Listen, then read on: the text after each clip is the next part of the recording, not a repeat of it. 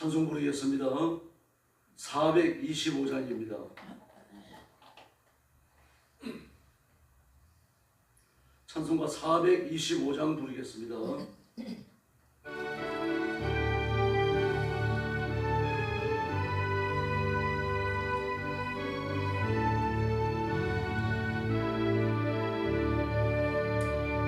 주님의 뜻을 이루소서. 고요한 중에 기다리니 지덕과 같은 날 빚어사 주님의 영성 만드소서. 주님의 뜻을 이루소서. 주님 발 앞에 엎기 보니 나의 맘속을 살피시사 눈보다 이해하옵소서.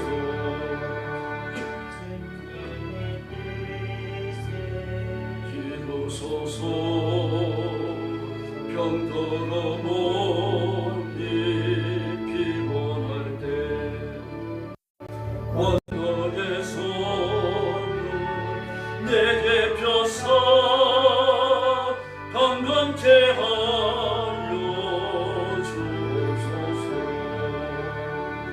주님의 뜻을 이루소서. 온전히 나를 주장하사 주님과 함께 동행함을 만민이 알게 하옵소서. 아멘.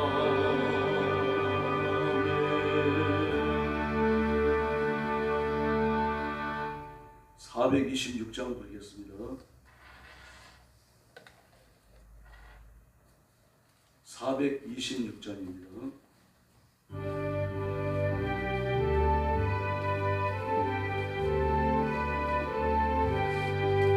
이 죄인을 완전체 하시옵고 내 맘속에 영원히 거하소서. 죄 가운데 빠졌던 몸과 마음을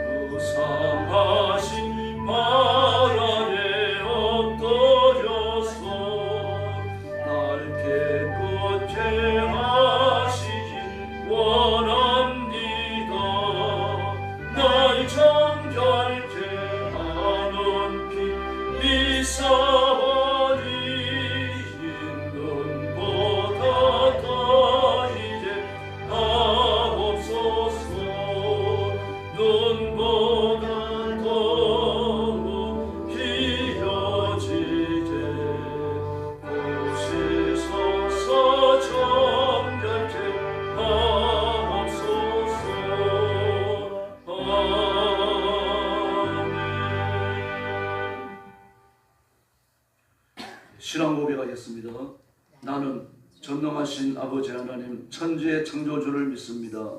나는 그의 유일하신 아들 우리 주 예수 그리스도를 믿습니다. 그는 성령으로 잉태되어 동정녀 마리아에게서 나시고 본디오 빌라도에게 고난을 받아 십자가에 못 박혀 죽으시고 장사된 지 사흘 만에 죽은 자 가운데서 다시 살아나셨으며 하늘에 오르시어 전능하신 아버지 하나님 우편에 앉아 계시다가 거기로부터 살아있는 자와 죽은 자를 심판하러 오십니다. 나는 성령을 믿으며 거룩한 공교회와 성도의 교제와 죄를 용서받는 것과 몸의 부활과 영생을 믿습니다. 아멘. 사랑의 아버지 감사합니다.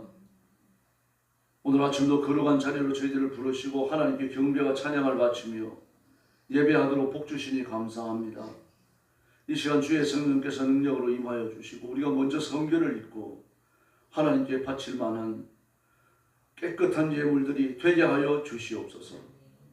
오늘도 주 앞에 무리 숙인 저와 성도들을 가슴에 품으시고 하늘 문을 여시고 복을 주실 줄로 믿습니다. 하나님 아버지, 오늘도 죽음의 전쟁터와 재난의 현장과 땅끝까지 이르러 복음 전하는 선교사님들과 주의 종들과 성도들을 기억하시고 그 가정과 가족을 지키시며 선교의 현장에 하나님이 함께 하시는 표적과 은사를 허락해 주시옵소서. 오늘 아침도 큰 자비를 베풀어 주시기 원하옵고 예수님의 이름으로 간절히 기도 올리옵나이다. 아멘. 네, 하나님 말씀 봉독하겠습니다. 출애굽기 31장입니다.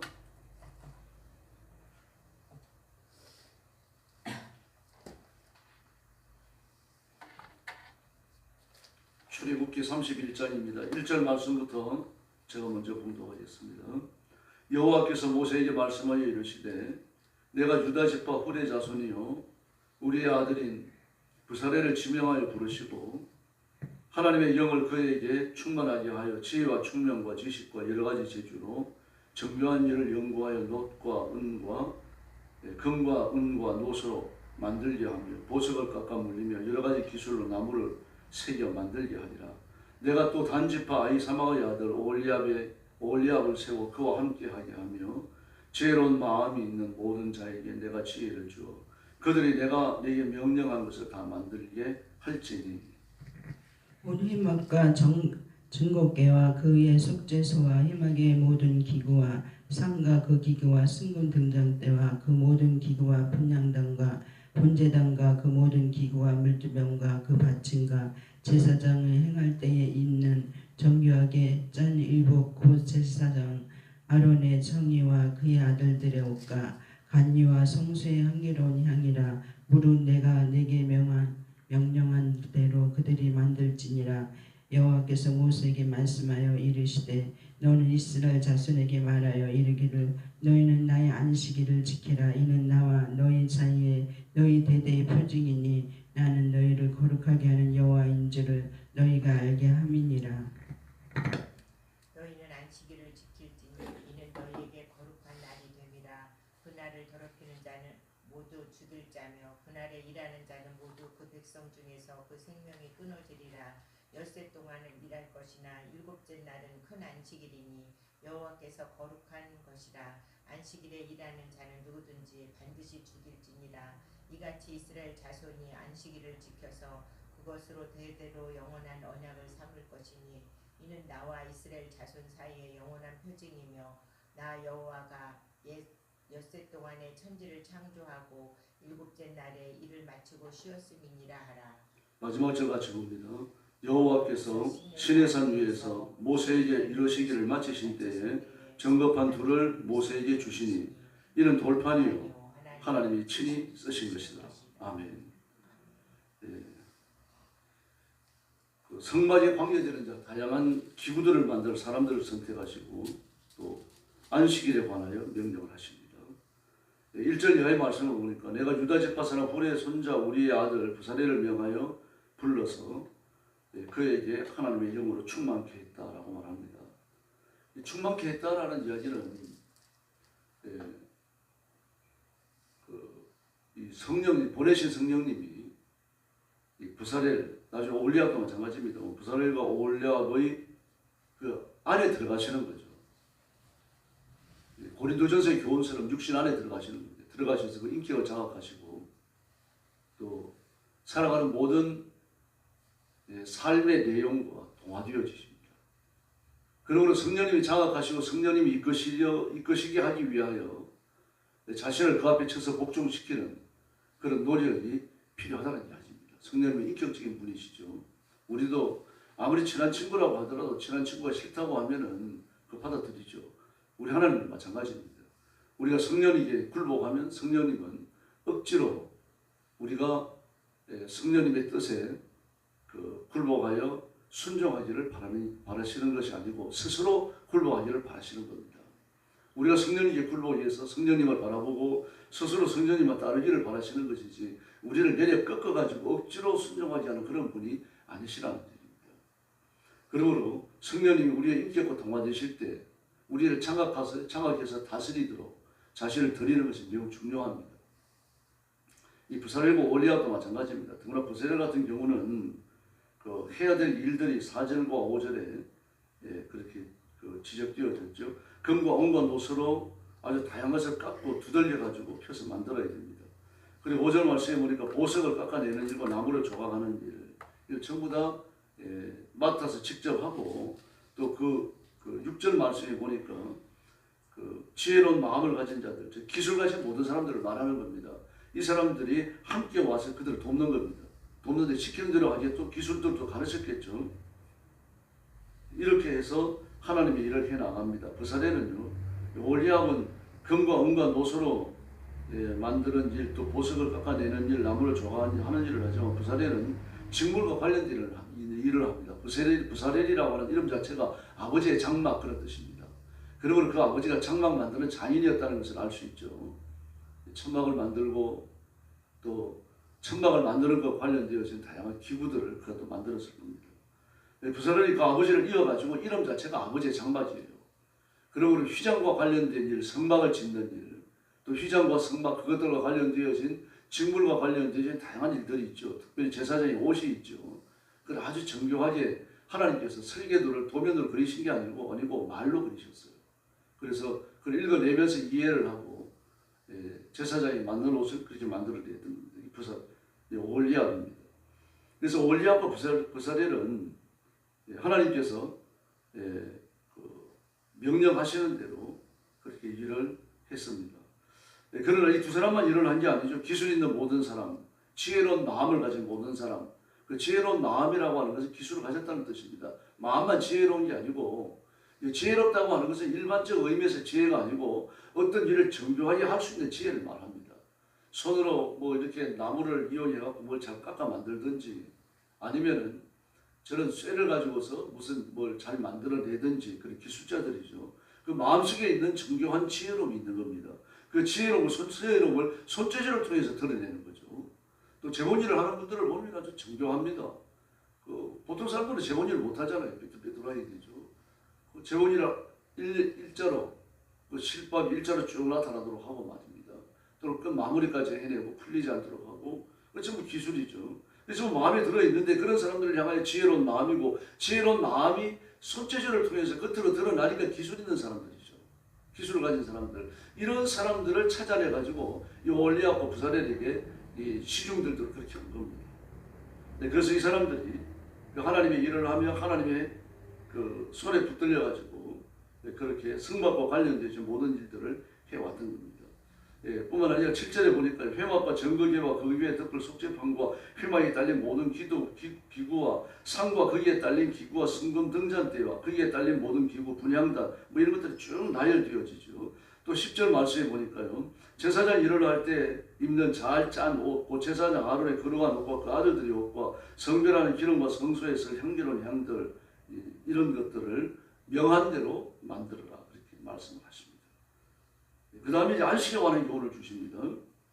이 안식에 관한 교훈은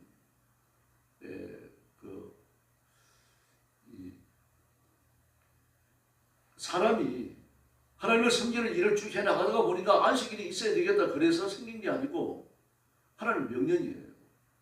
그래서 오늘 그 15절에 보니까 뭐라고 말합니까? 나의 큰 안식이라고 합니다. 큰 안식일. 나의 큰 안식일. 네, 뿐만 아닙니다. 그 13절 말씀에 보니까 너희는 나의 안식일을 지키라. 여섯째 날은 너희를 위해서 일해라. 그리고 일곱째 날은 큰 안식일이다.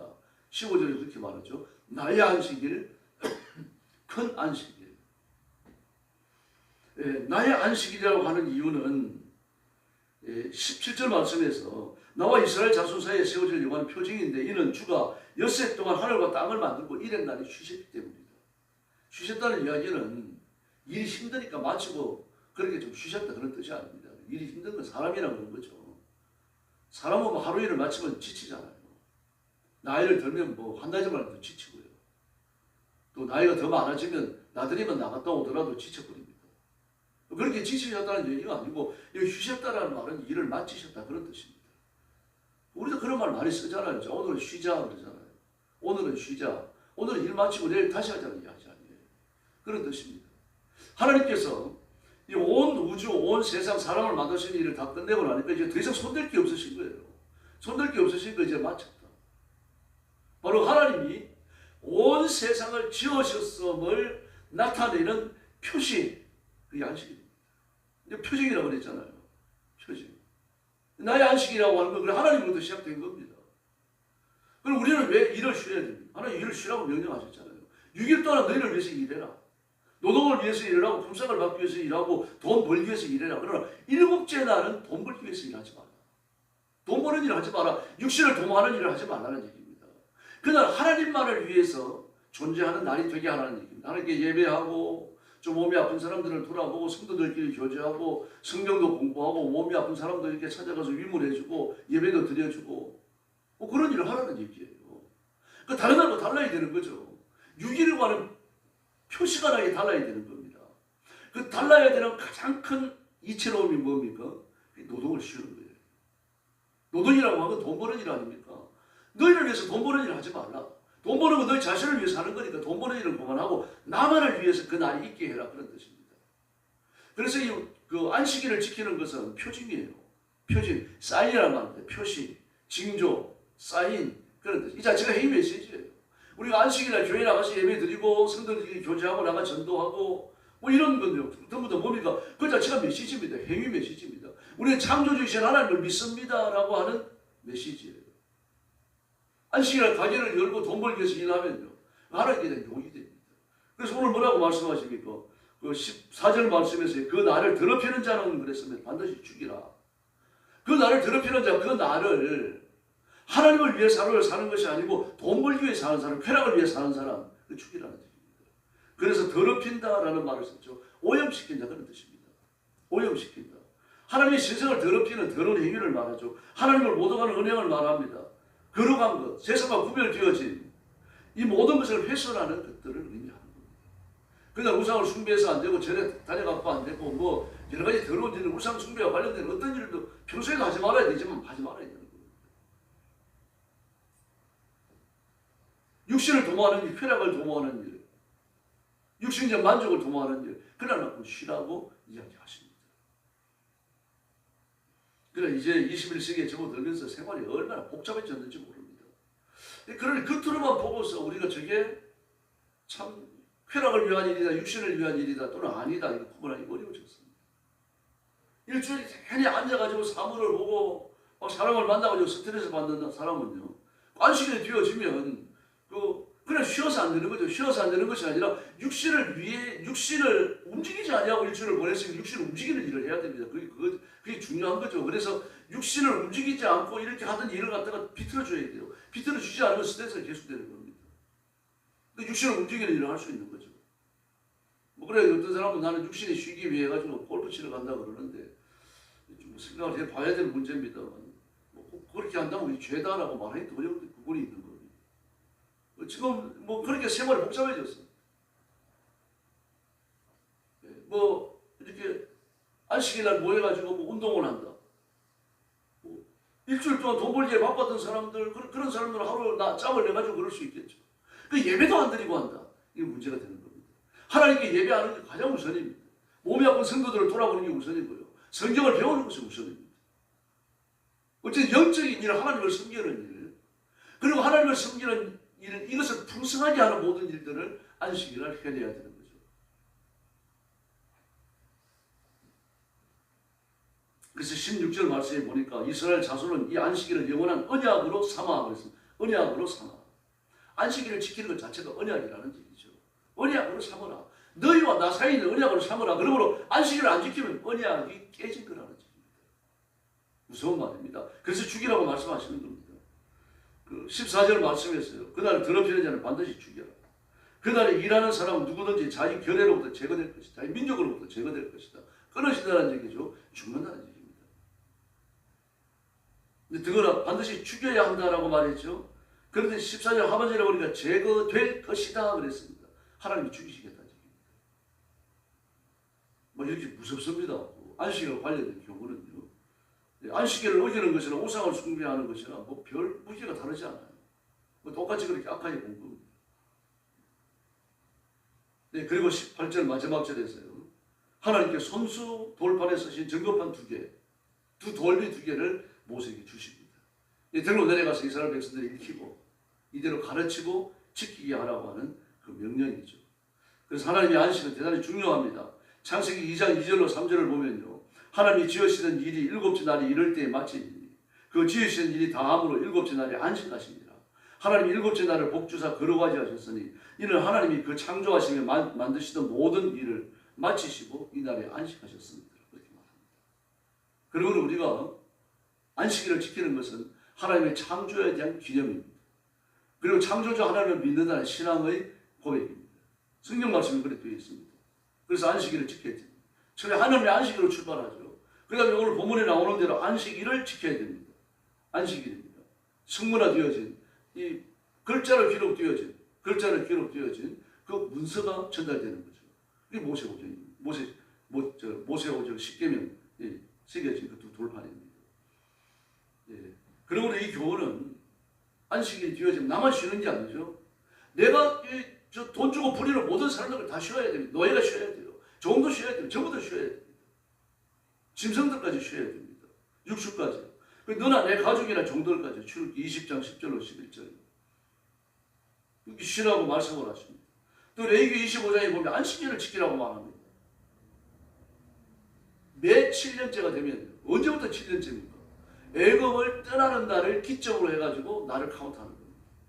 횟수를 카운트해가지고 7년째가 되어지면 그 해가 되어지면 하나님 앞에 안식년을 지키라고 말합니다. 안식일은 6일간 일하고 7일째 되는 날 쉬는 거죠. 근데 안식일은 6년간 일을 하고 7년째 한 해 내내 쉬어야 됩니다. 한 해 내내요. 땅을 쉬게 해야 됩니다. 땅도 더 이상 농작물을 경작해서는 안 되고 모든 게 쉬는 겁니다. 그러니까요. 하나님이 지으시고 인간이 손대도 모든 걸 쉬게 하는 겁니다. 뭐 인간이 손대지 않는 걸 쉬라고 말하지 않아요. 그 자연 그 자체로 있는 것은 되는 겁니다. 그러나 인간이 손대는 것은요. 전부 다 쉬어라라고 말씀을 하셔요. 인간이 손대는 건 뭐가 됐든 짐승이 됐든 땅이 됐든 전부 다 피곤에 지친다는 거예요. 피곤에 지치니 그걸 쉬게 해서 하나님이 지으시는 창조 모드로 돌아가게 하라는 것입니다. 그게 안식일이 중요한 겁니다. 안식일이 중요한 것이고요. 그러면은 1년간 농사를 안 지으면 뭘 먹고 삽니까? 그 레위기 25장 1절의 말씀을 보니까 6년째가 되어지면 이태 동안 먹을 양식을 내가 주겠다라고 말씀을 하십니다. 왜 이태입니까? 한 해만 먹으면 되잖아요. 한 해는 6년째 농사를 해갖고 7년째 먹으면 되잖아요. 그럼 7년째 농사를 안 했으니까 7년이 지난 다음에 농사를 지어야 되니까 한 해 동안 뭘 먹을 겁니까? 그럼 이태 동안 먹을 거 주시겠다는 얘기예요. 하나님 이런 분이십니다. 그런데 안식년이 7번 지나가고 나면은 50년째 희년이 찾아옵니다. 희년이 되어지면 이태를 놀아야 돼요. 왜 그렇습니까? 안식년이 7번째 찾아오는 안식년 7년째예요. 그리고 그 이듬해 50년째 이태를 놀아야 돼요. 그럼 하나님이 어떻게 말씀하십니까? 레위기 25장 8절 이하의 말씀을 보니까요. 매 그 신년이 되어지기 전 그 해에 안식년 그러니까 신년이 되어지기 전 안식년 그 전 6번째 해에는 하나님이 3년치를 먹을 걸 주겠다고 말씀을 하십니다. 그럼 우리 하나님이십니다. 그래서 지키라고 말합니다. 그리고 안식년이 신년이 되어지면 그냥 뭐 파종 안 하는 걸로 끝나는 게 아닙니다. 모든 것이 안식년 때 적용되어지는 모든 규례를 다 적용해야 되고 그리고 모든 종들을 자유인으로 돌려보내야 됩니다. 비 때문에 저당 잡았던 토지나 땅까지 또 집까지 전부 다 원주인에게 되돌려보내야 됩니다. 만약에 토지를 사고 땅을 사들였다고 하면은 그래가지고 내가 그동안에 그걸 경쟁해먹고 살았다고 하면 그거 되돌려 보내야 됩니다. 그러므로 토지를 팔고 사고 또 집을 사고 팔고 할 때 뭐가 기준입니까? 이 안식년이 얼마나 남았느냐 이걸 기준해야 되는 겁니다. 또 희년이 얼마나 남았느냐. 희년이 50년 남았으면요. 이거 값이 비싼 거죠. 희년이 4년밖에 안 남았으면 값이 싼 겁니다. 이런 식으로 계산하라고 말씀을 하십니다. 그 부동산 거래는요 반드시 희년을 고려해야만 합니다. 희년이 멀면 값이 비싸고 희년이 가까우면 값이 싸지는 거죠. 그래서 안식 제도의 명령은 딴 게 아닙니다. 육신을 위한 일을 쉬라는 거예요. 안식년이 되어지고 희년이 되어지면요 사람이 손댔던 모든 것도 쉬게 하라는 이야기입니다. 그 피곤이 말로 다 할 수 없다. 로마서에서 말하지 않습니다. 그러므로 모든 피조물들이 하나님의 아들들이 나타나기를 기다린다라고 말씀을 하고 있죠. 안식년, 희년 전부 다 마찬가지입니다. 땅과 원래 종으로 잡았던 사람들, 사왔던 것들, 집 전부 다 원주인에게 되돌아가야 합니다. 기억하셔야 됩니다. 하나님 이 땅 사람들에게요. 단 한 평의 땅도 한 그루의 나무도 인간의 소유로 주신 일이 없습니다. 하나님의 것을 받아가지고 살 뿐이에요. 근데 이걸 뭐 금을 걷고 전부 다 자기 것이라고 뭐 이렇게 주장을 하면서 말이야 땅을 사고 팔고 집을 사고 팝니다. 이 일에 대한 큰 심판이 떨어집니다. 예수의 재림이에요. 그러므로 그리스도인은요. 어떤 집에 살든 어떤 땅을 사가지고 살든 그것에 대한 원소유주가 하나님이시라고 하는 분명한 이해를 가지고 있어야 합니다. 나는 빌려서 살 뿐이에요. 그래서 천국을 향할 때 어떤 것도 못 가져가잖아요. 왔던 데 그 모습 그대로 가는 겁니다. 이 땅에 올 때 하나님이 지으신 하나님의 땅에 올 때 우리가 왔던 그 모습대로 가는 거예요. 이 땅에 내 것이 없기 때문에. 그래서 안식일을 지키는 것은 창조주 신앙을 선포하는 것이고 예수님만이 우리의 메시아 구주시고 참된 안식을 주신 분이라고 하는 것을 선포하는 겁니다. 그래서 창조적 목적을 이루는 겁니다. 이렇게 안식일이 대단히 중요합니다. 바로 이 교훈이 성막과 함께 주셨다는 것에 주의를 기울이셔야 됩니다. 하나님을 섬기는 장소, 그 장소와 함께 안식일을 지키라는 명령이 같이 주어지고 있습니다. 그러므로 안식일이 되어지면 하나님을 섬기는 장소, 성막으로 교회로 나가야 됩니다. 그래서 하나님을 온 국민들이 다 모여가지고 예배를 드리고 제사를 드리고 하나님을 찬양해야 되는 거죠. 이 다윗이 꿈꿨던 게 그런 거였어요. 지금도 마찬가지입니다. 모든 불신자들도 그 육신을 위한 일, 쾌락을 위한 일을 전부 접고 하나님 앞에 와서 예배 드려야 됩니다. 이것이 바로 신성국가입니다. 이 일을 위해서 우리가 전도하는 거고요. 그래서 오늘 아침도 기도하면서 성령 충만을 구하시고 능력과 권능으로 무장되셔야 합니다. 그래서 하나님이 주신 새 능력과 새 권세로 무장하고 하나님 손에 붙들려갖고 존귀하게 쓰임받고 하나님 앞에 칭찬받는 귀한 성도들이 되기를 예수님의 이름으로 축원합니다. 기도하겠습니다. 자비로우신 아버지 하나님 감사합니다. 우리가 안식일을 지키지 않아갖고 그날을 더럽히는 사람이 없게 해주시고 철저히 안식일을 구별해서 하나님 앞에 거룩한 날로 예배하는 날로 성경을 배우며 전도하는 날로 어렵고 고통당하는 성도들을 돌아보는 날로 천국의 질서와 천국의 통치가 성취되는 날로 안식일을 지키게 하여 주시옵소서. 안식일의 주인이 되신 하나님 앞에 굴복하며 안식일을 통하여 복주시는 하나님의 은혜를 입으며 안식일을 통하여 온 성도와 나라와 민족이 하나가 되는 그러한 체험을 갖게 하여 주시옵소서. 전능하신 아버지, 다른 날과 다른 큰 안식일을 기억하고 하나님 앞에 이 날을 구별하여 바치면서 안식일의 복을 누리고 안식일의 은혜를 누리고 안식일의 권세를 행하는 하나님 앞에 지혜로운 신부들 되게 하여 주시옵소서. 오늘도 주 앞에 기도하기 위하여 엎드렸습니다. 저와 성도들에게 기도의 새 능력을 주시옵소서. 우리 기도가 응답되며 이루어지게 하여 주시고 가정이 변하여 새로워지게 하시며 자녀들이 복을 받아 큰 믿음 갖게 하여 주시옵소서. 교회는 부흥하며 새로워지게 하시고 구원받는 자가 날마다 더하는 깨어있는 교회, 말씀에 살아있는 교회가 되게 하여 주시옵소서. 우리 민족도 대통령부터 정치인들이 회의하고 주님 앞으로 돌아와서 내 민족이 구원받고 하나님의 복을 받는 큰 역사가 일어나게 하여 주시옵소서. 오늘 새벽도 기도의 새 능력 주시기 원하옵고 예수님의 이름으로 간절히 기도 올리옵나이다. 아멘. 주기도 드리겠습니다. 하늘에 계신 우리 아버지, 아버지의 이름을 거룩하게 하시며 아버지의 나라가 오게 하시며 아버지의 뜻이 하늘에서와 같이 땅에서도 이루어지게 하소서.